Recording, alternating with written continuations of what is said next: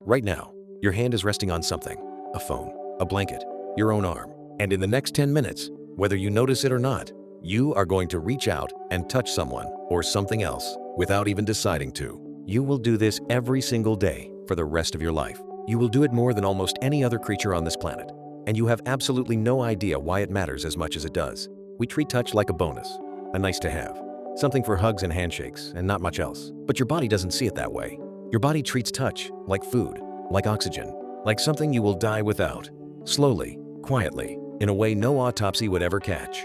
Let's start in the 1940s, in American orphanages, because this is where the truth first surfaced, and it surfaced in the worst possible way. Pediatricians noticed something disturbing. Infants in institutional care, fed properly, kept warm, medically monitored, were dying anyway. Not from disease, not from starvation. Doctors called it hospitalism. Babies with every physical need met were wasting away, and nobody could explain it, because on paper, nothing was wrong. In 1945, psychoanalyst René Spitz studied these institutions directly. He found infants who received adequate nutrition and medical care, but almost no physical handling, no cuddling, no skin contact, beyond the bare mechanics of feeding and cleaning. The mortality rate in some of these institutions climbed as high as 30 to 40% in the first year of life. Not from illness, from absence. The absence of touch was quite literally killing children whose bodies were otherwise fine. This is where the phrase failure to thrive comes from. And for decades, doctors assumed it had to be about germs, about hidden disease, about something biological they just hadn't found yet. It wasn't.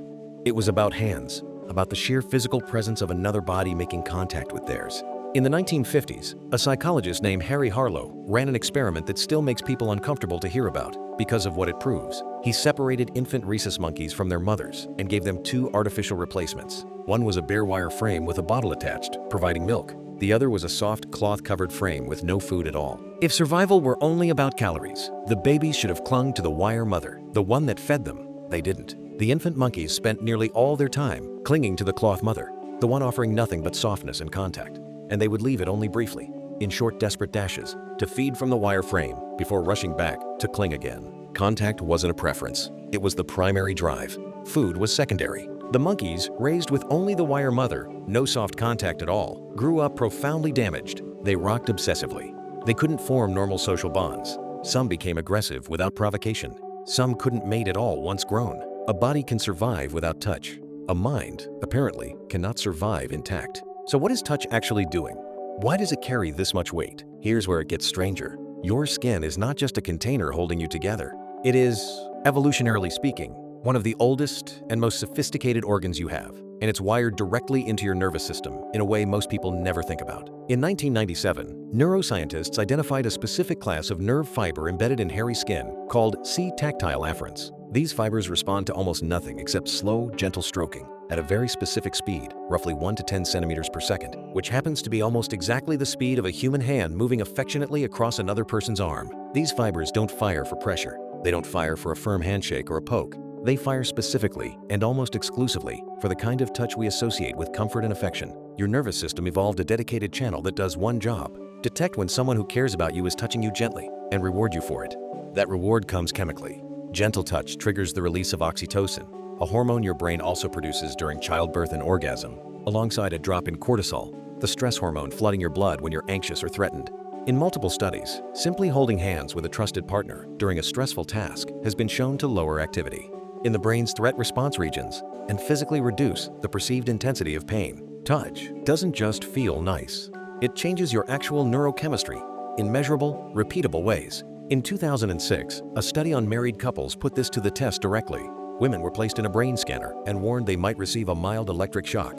When they held a stranger's hand, their threat response activity dropped somewhat. When she held her husband's hand, it dropped dramatically, and the effect was strongest in couples who reported the highest relationship satisfaction. The closer the bond, the more powerful the physiological relief. Your body is quite literally calibrated to register who you trust through their hands. So why would evolution build something this specific, this powerful, tied to something as simple as gentle contact? Go back further than orphanages, further than monkeys, back to the world your body was actually built for. For most of human history, you were never alone, and you were rarely more than a few feet from another person's skin. Infants were carried against their mother's body for the majority of their first year of life, not placed in a crib across the room. Hunter-gatherer groups slept together, huddled for warmth and safety, bodies overlapping in shared shelters. Grooming, the physical act of picking through hair. Cleaning skin, was not just hygiene among early humans and our primate ancestors. It was social currency. Primatologists studying wild chimpanzees have documented grooming sessions that stretch for hours, far beyond what's needed to remove parasites. The behavior persists because it does something else entirely. It maintains alliances. It de-escalates tension after conflict. It signals who belongs to whose group. Anthropologist Robin Dunbar has argued that grooming was, quite literally, the original social glue holding primate groups together, long before language existed to do the same job with words. Here's the theory that ties it all together. Dunbar proposed that as human groups grew too large for everyone to physically groom everyone else, something had to replace touch as the bonding mechanism, because touch doesn't scale. You can only physically groom so many people in a day. His answer was language itself. Gossip, conversation, storytelling, all of it may have evolved as a kind of long-distance substitute for the thing touch used to do directly. We talk to bond because we ran out of hands, but the older system never went away. It's still running underneath everything. Your desire to hug someone after good news, to hold a hand during a scary moment, to sit shoulder to shoulder with someone you trust instead of across a table, none of that is learned etiquette. It's ancient wiring, older than language, older than fire, older than most of what makes us recognizably human. And here's the part that should genuinely worry you. That wiring is running into a world it was never designed for. Modern humans touch each other less than almost any generation in recorded history. We shook hands. Now we wave from a distance, or don't greet each other physically at all.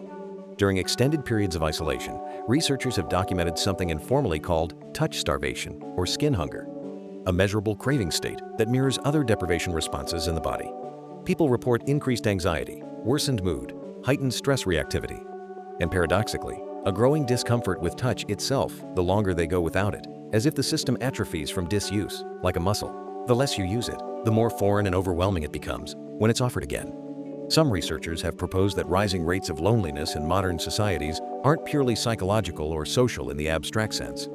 They're partly physiological, a body running a program built for constant contact, denied the input it evolved to expect, generation after generation, with no clear signal for what's actually missing. You don't consciously think, I am touch deprived. You just feel off, restless, anxious, and you can't name why. Think about what this means for something as simple as a hug. It's not sentimental fluff layered on top of biology. It's the biology. A hug that lasts more than 20 seconds has been shown in some studies to trigger a measurably larger oxytocin release than a brief one. Enough that researchers have half-jokingly called it the 20-second rule. Your nervous system is quite literally counting, waiting for enough sustained contact to register safety and trigger the reward. We built an entire modern world around convenience, distance, and efficiency. Video calls instead of visits, texts instead of hugs. And every one of those substitutions is invisible to your conscious mind, but not to your nervous system. Your C-tactile fibers don't fire over a screen. Your oxytocin doesn't respond to an emoji. Your ancient wiring is still down there, waiting for the specific slow drag of a hand across skin that a video call can never replicate, no matter how good the picture quality gets. For 300,000 years, the presence of another body against yours meant you were safe, that you belonged, that someone valued you enough to close the distance. Your nervous system still believes that completely.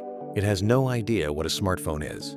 It has no idea that you can love someone and live 1,000 miles from their hands. It only knows the old rule. Touch means safety, and its absence means danger, even when nothing dangerous is actually happening. So the next time you reach out for someone, without thinking, a hand on a shoulder, an arm around someone crying, fingers laced together in a waiting room, remember that you're not performing affection. You're running a program written hundreds of thousands of years before you were born, one that kept infants alive when nothing else could, one that still, quietly, decides whether your nervous system believes you're safe in this world or not. We never stopped needing it. We just got better at pretending we didn't.